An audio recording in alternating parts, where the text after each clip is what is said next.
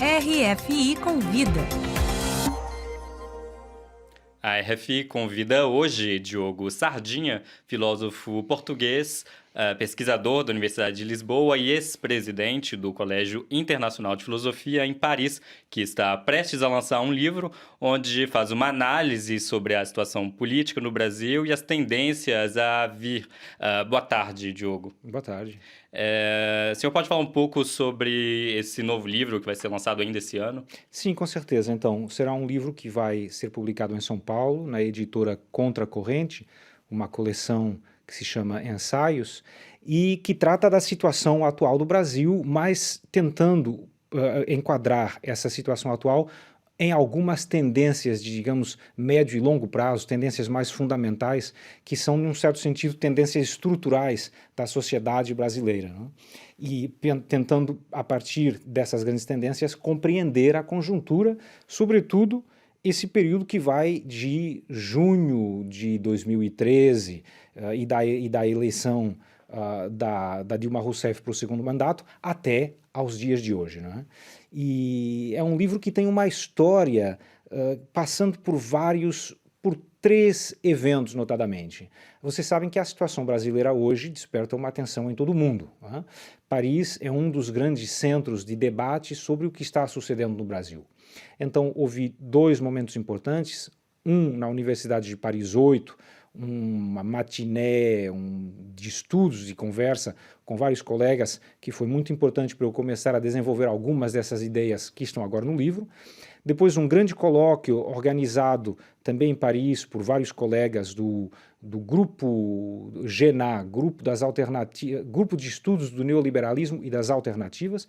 E depois um terceiro convite que para mim é muito importante sublinhar, da Associação Brasileira de Juristas pela Democracia, que decorreu na Universidade de Brasília há alguns meses, e tiveram a generosidade de me convidar. Então, esses foram três momentos muito importantes para eu alinhavar algumas das ideias que agora tomam forma nesse livro. Professor, em um colóquio intitulado A Crise da Democracia e o Neoliberalismo no Contexto da Situação Brasileira, o senhor disse que o governo do PT vendeu uma ideia falsa, que seria de que o Brasil teria um regime representativo estável. Por que o senhor fala em ideia falsa?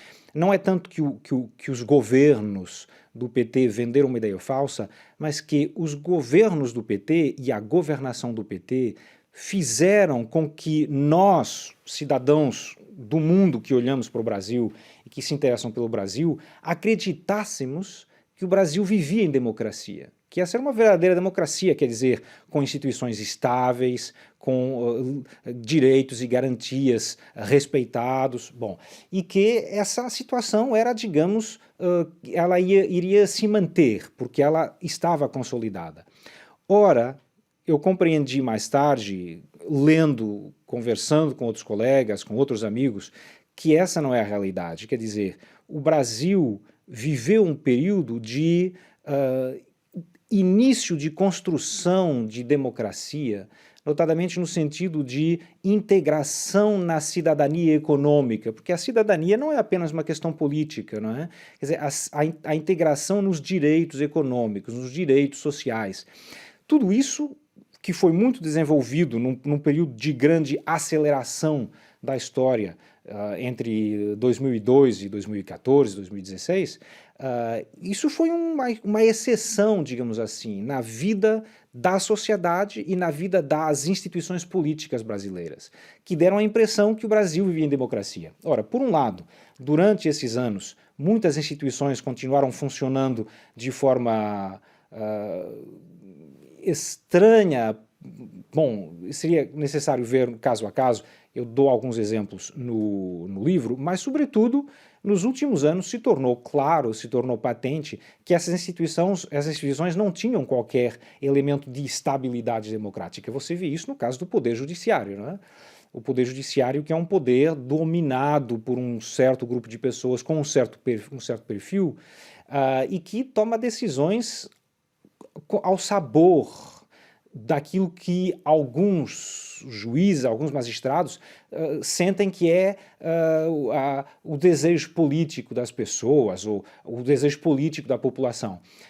Claro que tem muitos magistrados, tem muitos juízes que são pessoas altamente comprometidas com os valores da democracia, da verdade, do exercício equilibrado da justiça.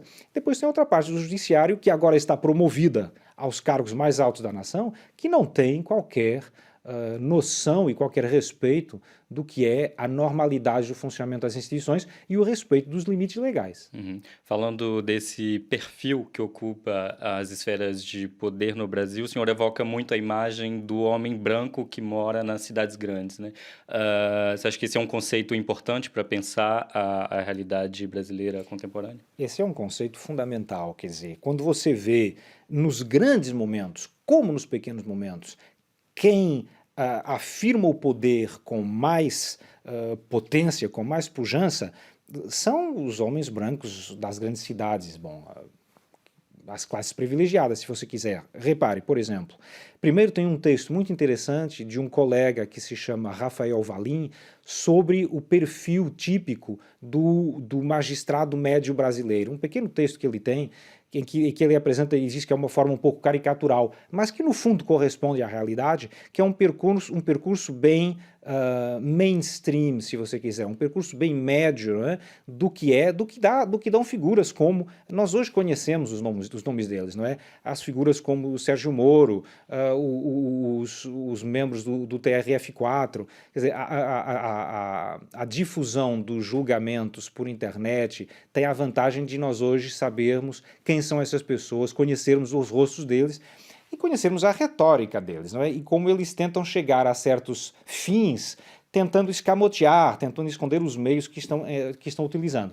Então, nesse sentido, há um perfil, notadamente, da classe dos magistrados. Mas você pega, por exemplo, grandes momentos de grande intensidade da política brasileira, como foram o impeachment é claramente, no livro eu também dou alguns exemplos de por que eu digo isso, é claramente um momento de afirmação do grande poder econômico, político, branco das grandes cidades e dos grandes, digamos, das grandes famílias e das grandes instituições tradicionais contra uma mulher.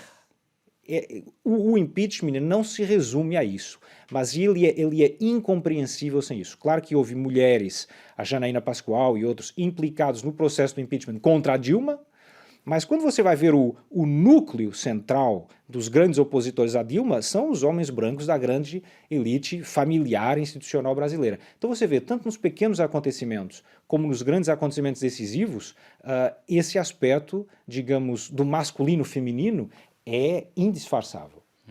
Existe uma tentativa, então, de manter o privilégio desses grupos que estão no poder. Não apenas manter, mas reforçar.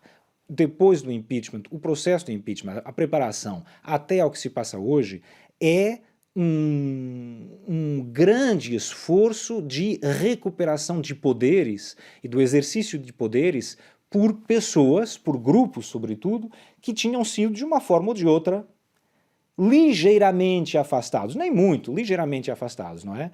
Que você vê, por exemplo, o peso das igrejas, e não falo apenas de uma igreja, o peso das igrejas, o peso das grandes famílias tradicionais, o peso dos grandes grupos econômicos, e o peso, efetivamente, também da instituição militar, não é? A instituição militar tinha sido, tanto quanto possível, deixada na sua área de atuação.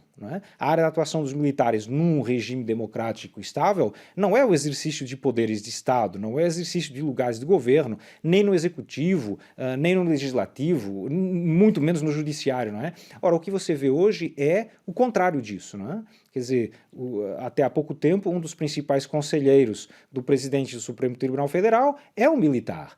Quando ele saiu para ser convidado para ministro da Defesa, foi substituído por um outro militar. Você vê, o presidente é um ex-militar, o vice-presidente é um militar na reforma, o porta-voz do Planalto é um general. Então você vê, isso não é normal em situação democrática. E o impeachment e agora o governo atual não apenas permitiram o regresso desses grupos, se você quiser, dessas castas, mas eu estou convencido que esses processos foram orientados para a recuperação de poder por essas castas. Em oposição a essa imagem do homem branco, boa parte do eleitorado do presidente Jair Bolsonaro vem de classes populares, são pessoas negras também. Como é que a gente pode explicar isso? Bom, isso aí é mais complexo, não é? Mas repare, muitas vezes as pessoas votam contra os seus próprios interesses, não é? Agora, o que se passa no Brasil é muito curioso. A mim me parece que poderíamos até chamar de uma espécie de tentativa de imbecilização coletiva. Bom, primeiro, uma coisa fundamental, que é, nem todos os brasileiros votaram com Bolsonaro. Tem pelo menos 40 milhões de pessoas que votaram por outras coisas, não é? Por outros partidos, por outros candidatos. Então não é o brasileiro, não é todo brasileiro que quer esse tipo de governo, esse tipo de valores, não é? Por um lado. Por outro lado, você veja o que acontece agora na situação do hacker e do caso do Sérgio Moro e do Dallagnol. Repare, tem esse velho provérbio que diz: quando o sábio aponta para a lua, o imbecil olha para o dedo, não é? Então, em vez de se olhar para o que foi divulgado sobre as trocas de mensagens entre Sérgio Moro e Dallagnol, agora isso não interessa mais. O que interessa é quem encontrou criminosamente, por assim dizer, essas mensagens, quem divulgou, alguém pagou a alguém para obter. Então você vê, isso é o que se chama imbecilização, quer dizer, quando o sábio aponta para a lua, tem um conjunto de pessoas que diz para o povo: não, olha para o dedo, não, sobretudo não olhe para a lua. Por que eu estou falando disso? Porque isso também se aplica no caso das eleições. Né? Quer dizer, de forma que muitas pessoas que se identificam como negras votam por aquele que tem um discurso racista. Muitos daqueles que são ou mulheres ou simpáticos com a causa da emancipação das mulheres votam por aquele que tem um discurso antifeminista. Né? Então você vê, claro que há razões para explicar isso. Uma das razões, penso eu, é a grande tentativa de imbecilização do povo brasileiro, que funciona até um certo ponto. E agora vamos tentar fazer com que as pessoas se deem conta do erro em que caíram. Não todas, mais uma vez, muitos milhões votaram por outras coisas, né? por outros valores e outros programas. Agora é preciso trabalhar para que aqueles que se enganaram, que se equivocaram, compreendam que se equivocaram e que o erro pode e deve ser corrigido. Muito obrigado, Diogo. Eu que agradeço. A RFI conversou hoje com o Diogo Sardinha, pesquisador da Universidade de Lisboa e ex-presidente do Colégio Internacional de Filosofia.